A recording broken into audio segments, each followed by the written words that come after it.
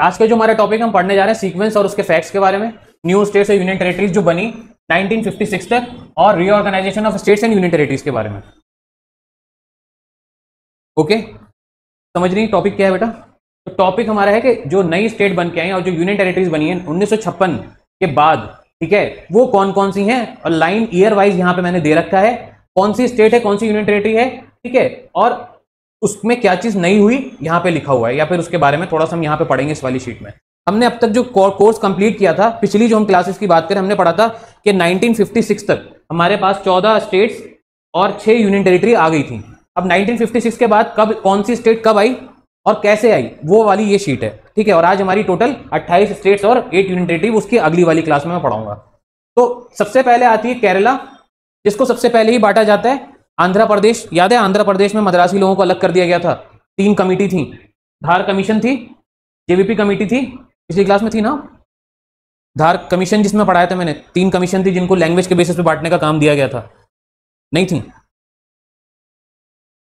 चलिए, तो जो मैंने पिछली क्लास बच्चों पढ़ाई थी उसमें मैंने 3 कमीशन पढ़ाई थी, जिसमें मैंने धार कमीशन भी पढ़ाई थी, जेवीपी कमेटी भी पढ़ाई थी, और फजल अली कमीशन भी पढ़ाई थी।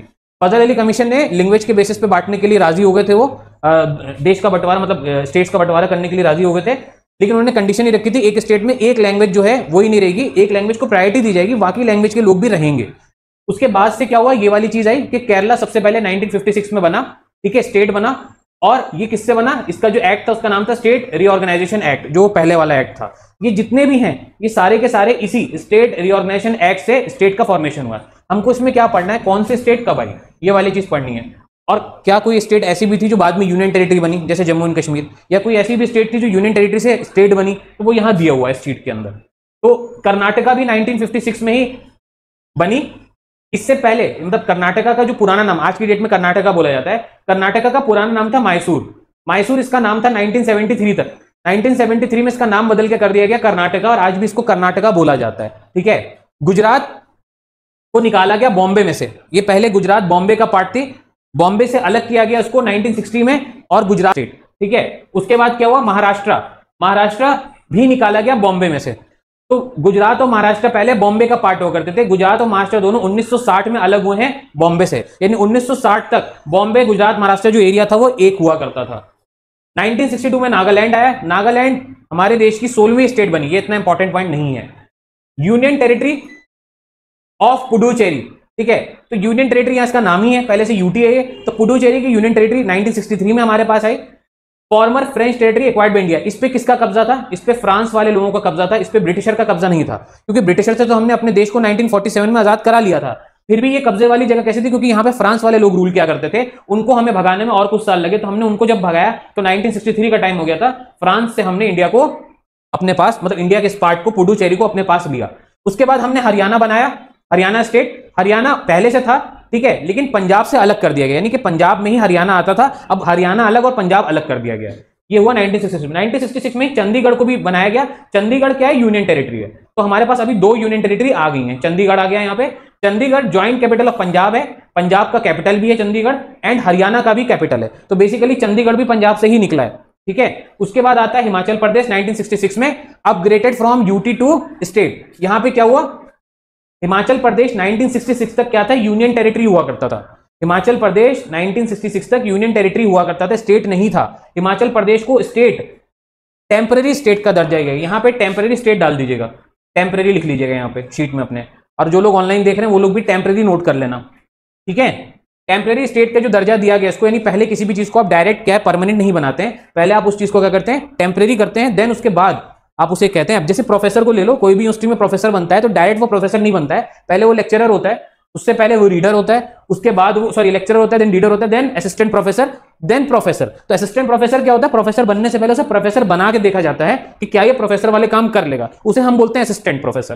सेम स्टेट को स्टेट बनाने से पहले एक बार टेस्ट किया जाता है कि वो स्टेट बन पाएगी कि नहीं बन पाएगी, तो इसको हमने बोला टेम्पररी स्टेट। उसके बाद हिमाचल प्रदेश को पूरी स्टेट का दर्जा मिल गया, यानी 5 साल लगे, हिमाचल प्रदेश ने अपना प्रोग्रेस दिखाया, वहां पे काम स्टेट के लेवल पे हुआ।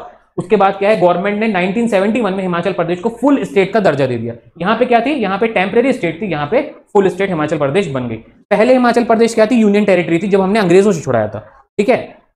अब आइए मणिपुर 1972 में हमने मणिपुर को क्रिएट किया, ठीक है। और मणिपुर को हमने सिर्फ क्रिएट ही नहीं किया, साथ में मणिपुर में हमने क्या किया, स्टेटहुड, उसे स्टेट का दर्जा भी दिया। यानी मणिपुर उस टाइम तक स्टेट का दर्जा या फिर यूनियन टेरिटरी का भी दर्जा नहीं रखी हुई थी। उसको हम क्या बोलते थे, उसको हम जो थी मणिपुर जो थी वो आपकी क्या थी, टेम्परेरी स्टेट के फेज में थी। तो उसको हमने क्या किया, सीधे स्टेट बना, स्टेटहुड मतलब स्टेट बना दिया। त्रिपुरा भी 1972 में क्रिएट किया गया। त्रिपुरा को भी आपका स्टेट का दर्जा 1972 में दिया गया। मेघालय को भी 1972 में स्टेट का दर्जा मिला। ये अगर आप देखेंगे जितनी भी इस तरह की जगह, मणिपुर त्रिपुरा एक ही साइड पड़ती है नक्शे में, मेघालय मिजोरम और अरुणाचल प्रदेश, ये पांचों एक ही टाइम में क्रिएट की गई हैं। इसमें से 3 को स्टेट का दर्जा दिया गया, मिजोरम और अरुणाचल प्रदेश को यूनियन टेरिटरी का दर्जा दिया गया, ठीक है, और इन्हें स्टेट का दर्जा दिया गया। मिजोरम क्या है, ये हमारी 1 2 3 4 चौथी यूनियन टेरिटरी है और ये तीसरी यूनियन टेरिटरी है। मिजोरम हमारी became a union territory first. Mizoram पहले क्या बना, यूनियन टेरिटरी बना, उसके बाद 1987 में जाकर के ये क्या बना है, स्टेट बना है, मिजोरम स्टेट बना है।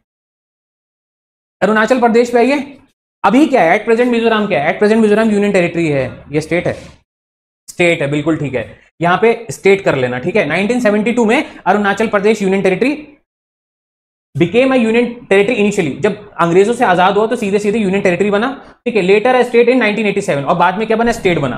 तो क्योंकि ये पहले यूनियन टेरिटरी थे इसलिए यहां पे गलती शायद यूनियन टेरिटरी लिख दिया मैंने। अभी फिलहाल क्या है, ये दोनों स्टेट ही हैं, ठीक है, मिजोरम और अरुणाचल प्रदेश भी। गोवा पे आओ, 1987 में गोवा क्रिएट होता है। गोवा से बड़े सवाल आते हैं, ठीक है, कि गोवा कब क्रिएट हुआ।